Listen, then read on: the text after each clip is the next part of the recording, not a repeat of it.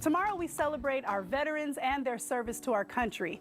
But did you know that 3.8 million veterans have service-connected disabilities and have been suffering for years? Our next guest is here to share what can be done to correct their ailments and then some. We welcome back wellness expert Dr. Paul Reed. Hello. Dr. Paul, it's good to see you. Yes, you as well. Thank you for having me again. Yeah. Well, happy holiday coming up. It is the 4th. It is, Yes, and time it's to an exciting time. A lot of people want to celebrate, but there are also a number of people, our veterans, who are suffering. Yep. Tell me about these numbers. Yeah, isn't that crazy? So nearly almost 4 million right now within our nation that have chronic disabilities from service injuries. So it's pretty startling to think of that many people, 4 million people, yeah, that have injuries from providing protection for you and I and our country. So it's nuts, yeah. And we are so grateful to them 100%. for their service. That's why I thought it'd be a great topic to bring up. Yeah, because we want to remember the reason for the celebration. It's not just barbecues and fireworks. Hot dogs and stuff. Yeah, and all that. I mean, there are real people who are doing real things. Yeah.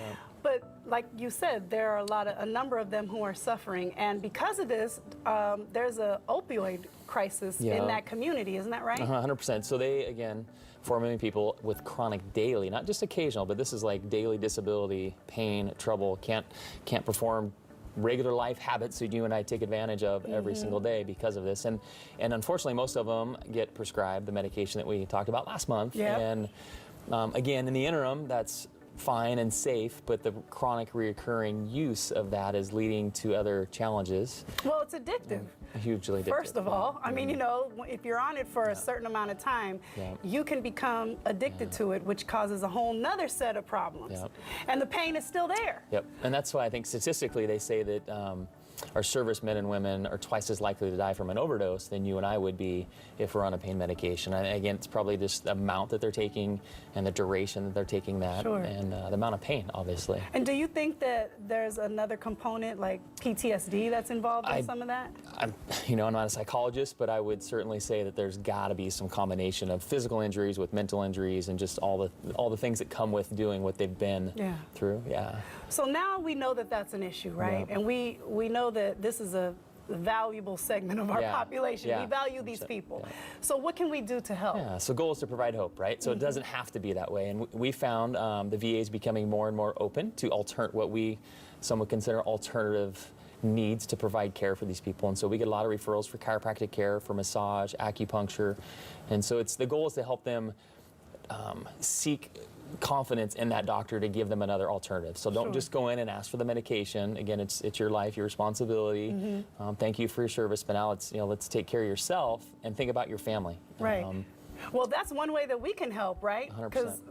The people that we love, if they are suffering in that way, we can maybe encourage them to try and figure out some other ways to manage the pain.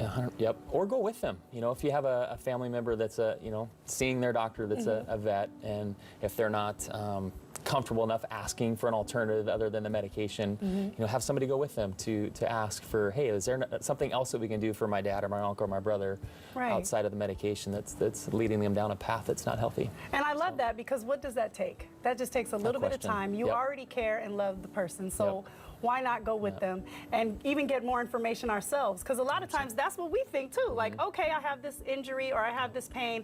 Let me go to the doctor. There's nothing wrong with that. We're not bashing. No, 100%. No, it's needed. It's tradition. The health care system or anything like that. But the truth is, it has its place. That the truth is though that there is a opioid crisis that's happening, and that's happening for a reason. And if there's something else that we can do. Why not? Yeah, absolutely. Intervene, take responsibility, and seek out other things. And now, do we have to have a referral?